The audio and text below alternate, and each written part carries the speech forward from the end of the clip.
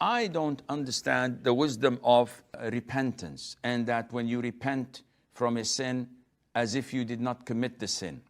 Because this seems unfair. If we have two people, one of them did not ever commit a sin in his life, and the other one, for example, fornicated and then repented. The other one had the pleasure of halal, illicit relationships and had the fun of it and then repented. So how can they be exactly the same? Well, actually, they can't. First of all, they're not. Because no way Allah Azza wa Jal would honor someone who sinned and repented to make him in the same level of someone who did never sin. Allah's justice and fairness would not be as such. But it's like we mentioned before when it comes to the concept of al-jaza wal-ijza. When you recite the Qul Huwallahu Ahad 3 times, this is equivalent to reciting the full Quran once.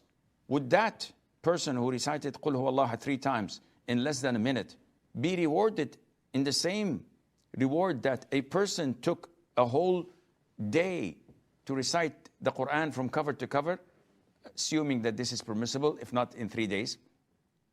That would not be logical. But the reward is different than what is actually recorded. So Allah can give you one reward for a good deed, while the other would multiply it to 700 folds.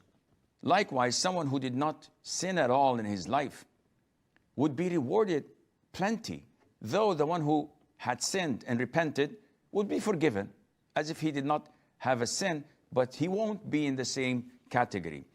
What is most important than all of this is the notion, the idea that you allow yourself to question the fairness of a ruling.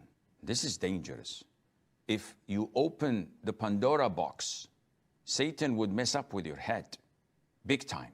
So I urge you to reconsider that whenever you get these intrusive thoughts, to suppress them and believe in what Allah has, to believe in what Allah is, rather than question and why is this, why is that. This doesn't make any sense, because this is a very dangerous venue.